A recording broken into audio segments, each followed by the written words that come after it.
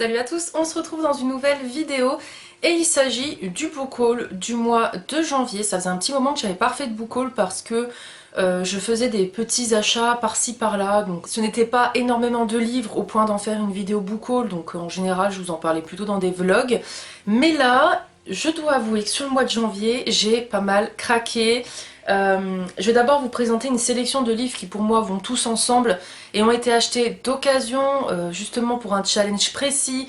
C'est ma vidéo précédente.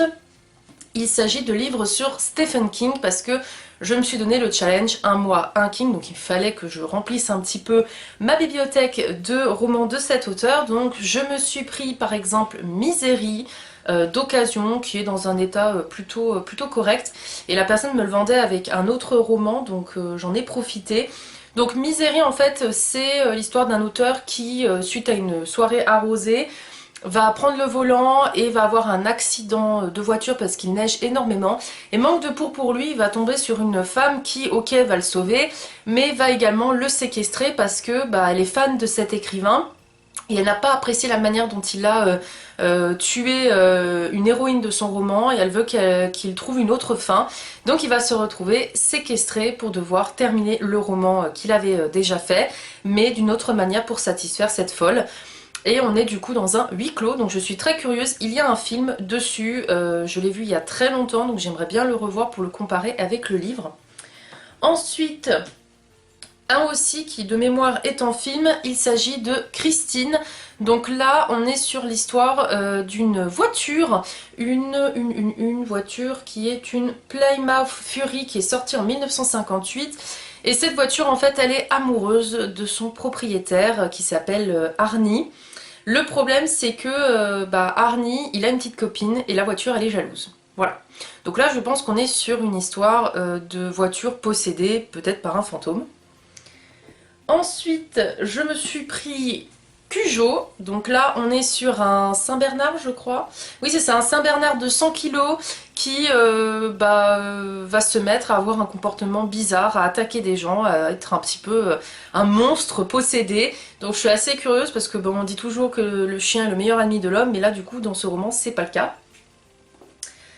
Un autre roman qui est très connu de cet auteur et qui a été adapté également en film, en fait j'ai l'impression que tous les Stephen King ont quasi été adaptés en film de mémoire, c'est La Ligne Verte. Donc là on est en plein dans un centre pénitentiaire avec un homme qui a été accusé du viol et du meurtre de 2 fillettes et on va avoir une autre personne qui va de mémoire se renseigner sur ce criminel et on est quand même sur un petit peu une réflexion sur la peine de mort dans ce roman là.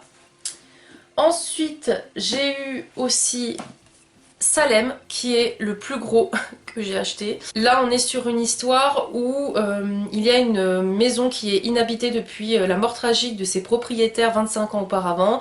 Et il se passe des choses étranges dans la ville, donc on est en plein sur les sorcières. Et celui-ci, je me le suis réservé vers la période d'Halloween. Ensuite, on passe sur des grands formats parce que j'en ai trouvé 2. Il y a Sac d'os. Là on est sur une histoire d'un homme, Mike, qui a perdu je pense sa femme parce qu'on nous dit les personnes que l'on aime ne meurent jamais, il la cherche et en fait dans cette histoire il y a des ombres étranges, il se passe des choses bizarres. Donc je suis assez curieuse, surtout que le personnage principal il va rencontrer une femme et une fillette de 3 ans et il va beaucoup s'attacher à eux mais il va se passer des choses très bizarres et surnaturelles. Est-ce que c'est sa femme qui est devenue un fantôme qui se venge? Affaire à suivre. Et enfin, le tout dernier Stephen King avec la couverture la plus belle que j'ai, je trouve, c'est Désolation. Regardez-moi cette couverture. Et franchement, les 2 grands formats par exemple, je crois que je les ai payés 6 euros. 6 euros les 2, donc franchement ça vaut le coup. Ils sont quand même en bon état pour des livres d'occasion. Et moi cette couverture, j'ai dit ils me le font en grand format parce qu'elle est magnifique quoi. Et elle date cette couverture. Et là on est sur une histoire de personnages qui arrivent dans une zone un peu apocalyptique où il se passe des choses étranges et ça me faisait pas mal penser le résumé à La colline à des yeux ou à Massacre à la tronçonneuse, donc je suis assez curieuse. On passe maintenant à d'autres romans qui n'ont rien à voir cette fois-ci avec Stephen King. C'est pour ça que les Stephen King, je vous ai présenté assez rapidement parce que ça plaît pas pour tout le monde. Puis bon, c'est tout du Stephen King.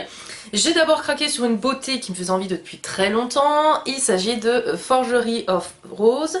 de Jessica S. Olson chez Big Bang, donc en hardback, parce que je crois qu'ils le font que en hardback d'ailleurs. Big Bang, on a une petite ficelle pour marque-page, et le livre franchement est vraiment très très beau, et je vais vous lire le résumé parce que je me rappelle plus trop de l'histoire. Mira Whiteclock a un don et certains seraient prêts à tuer pour s'en emparer. Mira est une prodige, une artiste dont les portraits ont le pouvoir de modifier le corps de ses modèles, un talent que beaucoup pourraient convoiter. Elle doit donc en garder le secret si elle veut protéger sa jeune sœur Lucie dont elle a la charge. Malheureusement, un soir d'hiver, la femme du gouverneur découvre la vérité et menace de tout révéler, à moins que Mira n'accepte d'effectuer pour elle une commande bien particulière, un portrait capable de ramener à la vie son fils qui vient de trouver la mort dans un accident. Mira n'a d'autre choix que de la suivre dans le manoir légendaire de la famille Harris, où elle va faire la connaissance du frère du mort, un jeune poète anxieux et touchant, et où elle va vite comprendre que plane sur ces lieux un mystère bien plus dangereux qu'elle n'aurait pu l'imaginer. J'aime bien les histoires avec la mort où des personnages reviennent à la vie, je suis assez curieuse de voir cette histoire. Un autre qui fait beaucoup parler de lui, mais malheureusement on n'a pas l'air d'avoir des avis très faramineux, mais bon, moi l'histoire me tentait pas mal. Il s'agit de Un pacte avec le roi elfe de Elise Kova chez Big Bang. Alors je tiens à souligner que j'ai été agréablement surprise par cette couverture parce que on a des petits reflets. Elle est vraiment très jolie, le dessin est magnifique, hein. On est encore une fois sur une histoire d'elfes. Je crois que ça devient tout simplement les personnages surnaturels que je préfère. Les elfes ne viennent dans notre monde que pour deux raisons, la guerre et les épouses. Dans les deux cas, leur apparition est synonyme de mort. Il y a 3000 ans, les humains étaient les proies de races puissantes pratiquant la magie. Heureusement, un traité fut signé et une barrière entre les mondes érigée. En échange, les habitants humains du village de Capton sont forcés de fournir tous les 100 ans une jeune fille afin qu'elle devienne l'épouse du roi elfe. Être choisie revient à quitter son peuple et sa famille pour toujours. Une condamnation à laquelle Luella est heureuse d'avoir échappé. Elle a pu ainsi suivre des études d'herboristerie pour devenir la guérisseuse du village. Jusqu'au jour où le roi des elfes vient pour elle, la voici désormais forcée d'épouser un roi froid à la beauté surnaturelle et de vivre au cœur d'un pays plein de magie mais qui se meurt. Car Luella va vite découvrir que pèse sur ses épaules un lourd fardeau. Elle seule peut sauver à la fois ce monde et celui dont elle vient et où elle a laissé les siens. Ça fait quand même penser, on va pas se mentir, à Cotard. Donc un palais d'épines et de roses, parce qu'on est pareil hein, sur une jeune fille qui va épouser un roi elfe.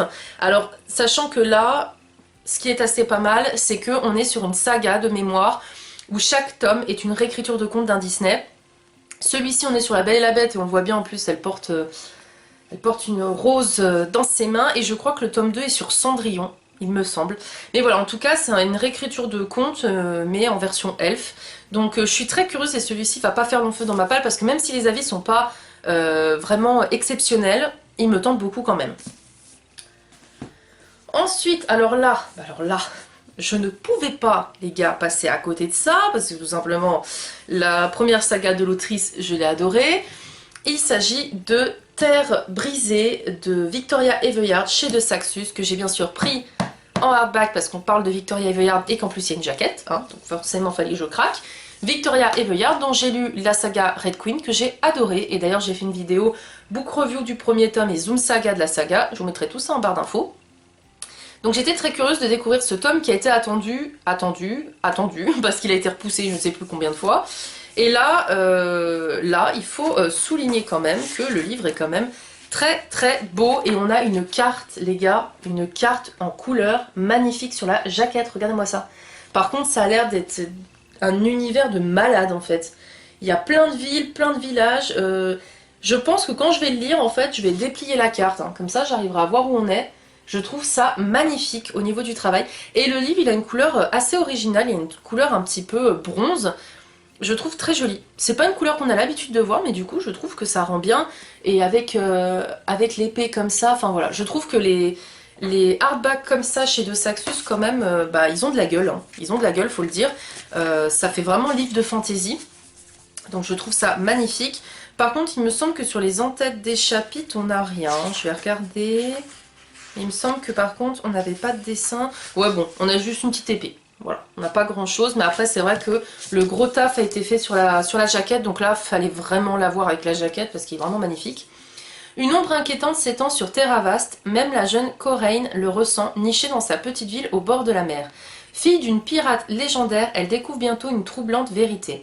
Elle est la dernière d'une ancienne lignée prestigieuse et le seul espoir de sauver le monde de la destruction. Mais elle ne sera pas seule. Alors même que l'obscurité tombe, elle est rejointe par un groupe de compagnons improbables. Un écuyer obligé de choisir entre la sécurité et l'honneur, un immortel désireux de se venger d'une promesse non tenue, une assassin exilé et sanguinaire, une sorcière dont les énigmes cachent une prévoyance inquiétante, un faussaire au passé secret, une chasseuse de primes avec un compte à régler. Ensemble, ils vont affronter un adversaire vicieux, invincible et déterminé à réduire en cendres tous les royaumes. Ça me tente bien parce que là on a en plus des personnages complètement différents, hein, une sorcière, un immortel. Je pense qu'elle va envoyer du pâté.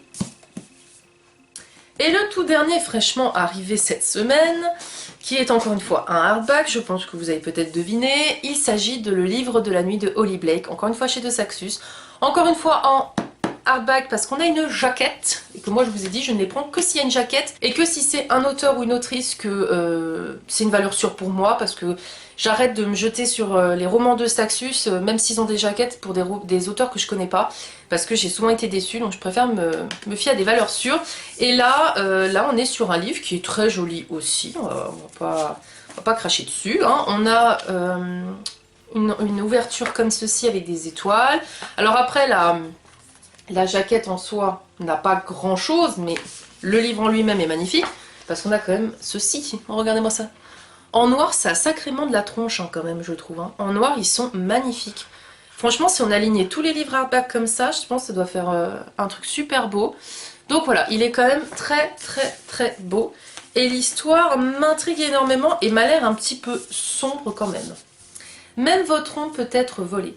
Charlie Hall est une escroc de bas étage. Elle n'a jamais trouvé une serrure qu'elle ne pouvait crocheter, un livre qu'elle ne pouvait voler ou une mauvaise décision à ne pas prendre. Elle a passé la moitié de sa vie à travailler pour des crépusculiens, des magiciens qui manipulent les ombres, afin d'espionner ou même tuer des gens.